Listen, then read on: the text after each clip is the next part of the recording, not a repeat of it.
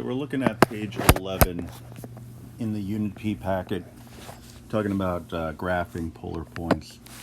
All right, so basically, if you think of a polar coordinate system as kind of like a mega unit circle, that's probably the best way to think about it, because a lot of the characteristics are the same.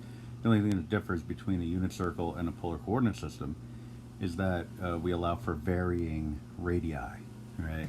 So that actually is one of the variables that make up a polar equation, right? So the polar axis begins with the pole and extends to the right in the direction of 0. All right, so that's our polar axis. We know that 0 is our starting point angularly, whether it's in degree form or in radian form, and that if we go in the counterclockwise direction, just like we would in a unit circle, we increase our value of theta. So this is the direction of positive theta. Direction of negative theta would be the other way. All right. When we talk about radii, we're talking about steps or rings in this polar coordinate system. Right, so if I said I had an r value or radius value of 5, I would be taking 5 steps, or I would be going 5 rings away from the pole, which is analogous to the origin. All right. So that's what all of this stuff is talking about here. You know, if r is positive, you move r units towards the given theta. If theta is positive, you rotate in a counterclockwise fashion. If r is negative, you go away from the given theta. If theta is negative, you rotate around in a clockwise fashion. All right, so I'm going to take you through an example where we plot some points, and you see how straightforward it is. All right, so plotting point P really is just as simple as identifying the value of theta. In this case, it's in degree form, and taking the appropriate number of steps in that direction. All right, so 3 rings. Assuming that we're going by ones, the default setting for really any graph is that each ring represents 1 additional unit of radius. So 3 steps would be an r value of 3. All right, so 3 steps in the direction of 60. 1, 2. So 1, 2, 3 is where point P would be. All right.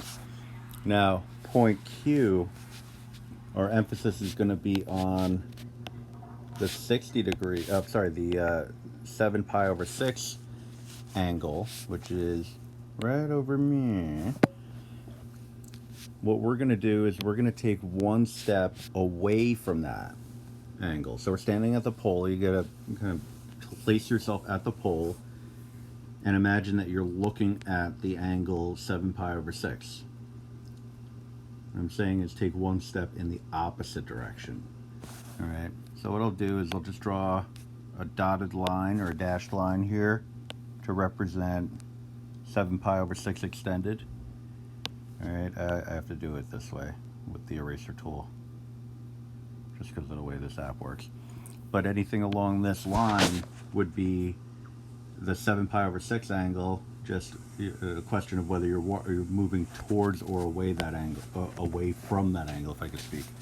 All right, so we're standing at the pole, we're looking at 7 pi over 6, we're going to take 1 step in the opposite direction. So that's going to put us right here, so that's point Q.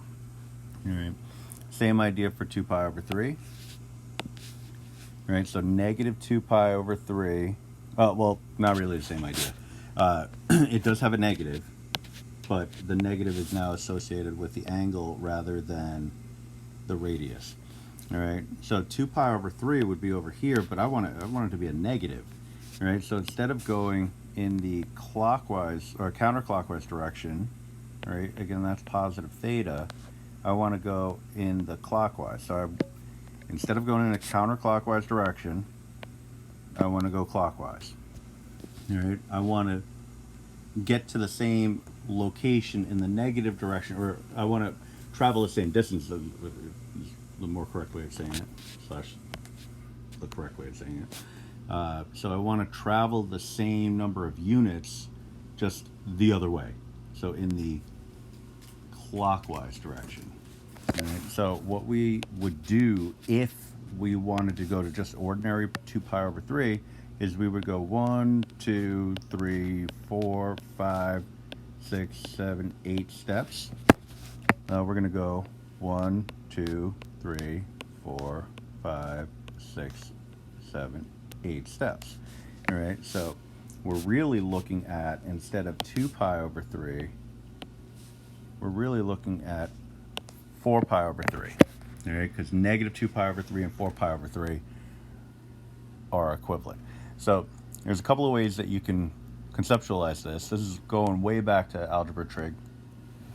One way is to say, if I'm going negative 2 pi over 3, I'm taking 2 pi over 3 away from one full turn of 2 pi. So you could do 2 pi minus 2 pi over 3, and that'll get you the 4 pi over 3.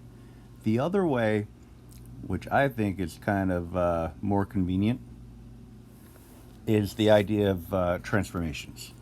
All right? So if you want to go in the negative direction, you're looking at the same angle but in a negative direction, it really is just a reflection over the would-be x-axis. All right, so 2 pi over 3 corresponds to negative 2 pi over 3 simply by reflecting over what would be the x-axis if this were a rectangular coordinate system. And in a little while I'll show you how the polar can map onto the rectangular coordinate system. Regardless, in this case, I'm looking at taking 2 steps in the direction of the negative 2 pi over 3. So again, this is a negative 2 pi over 3. This angle here, negative 2 pi over 3. I'm going to take 2 steps in the direction of that angle. So 1, 2, and that's point R. All right, and the last one that we have here, I'm going to get a different color for those keeping score at home. I'm going to go purple, or a particular flavor of purple. I'm not really sure which one this is. All right, so negative 135. So if I'm using my handy dandy new trick here of reflecting over the would-be x-axis, I would find 135 and reflect that over the x-axis. So I'm just going right on down. Oh, looks like it would be right here. All right, now it's definitely going to be right there because they both have 45-degree reference angles, so we're going based off of symmetry. But if you want, you can get a ruler out. I mean, there's so many different ways you can do this. And if you wanted to, you can just kind of look at it like, well, there's no just yet until I actually draw a line. All right, so if we just do a quick reflection down below the would-be x-axis, that would get us to 5 pi over 4, which is equivalent to 225 degrees. So we're standing at the pole, and we're taking a good hard look at that 225 degree angle. But since our value, again, this is the R and this is the theta, our R value is -2. That's telling us that we're going to take 2 steps in the opposite direction. All right, so again, it might be helpful if you draw the extended line. But sometimes you don't have to draw, you just got to get, like a straight edge on it just so you can, not go cross-eyed when you're trying to do this. Try to do a dash, but it's going to get a little messy. So I'm just going to follow that line and take 2 steps away from 225. That's going to put me right over here, which is going to be point S. All right. So I got my points, P, Q, R, S, and that's essentially how you plot those points. So again, you just identify the theta value, locate it on the graph, and then just take the appropriate number of steps based on the R value. All right. The question that I get very often is, what if you're not given all these labels, these nice labels. Oftentimes the polar graph doesn't come with the labels. Well, two things. One, we can use Desmos, so in most cases it's going to be irrelevant. Secondly, if it has the same number of tick marks, and it will, then even if it's not labeled as pi over 12, pi over 6, pi over 4, pi over 3, and so on, you know what they're supposed to be. It's increments of pi over 12 all the way around, right? So pi over 12, 2 pi over 12, 3 pi over 12, 4 pi over 12. Now, if you're looking at this and saying, what the heck is he talking about? So pi over 12, this one would be 2 pi over 12,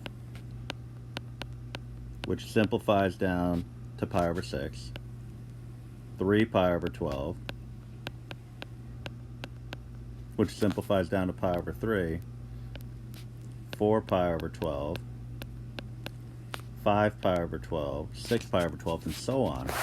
Right? So as long as you know that each one of these line segments, each one of these bad boys here, 1, 2, 3, and so on, each one of those represents a movement off of the 0 degree or 0 radian location of pi over 12 radians, then you're in good shape. Or 15 degrees.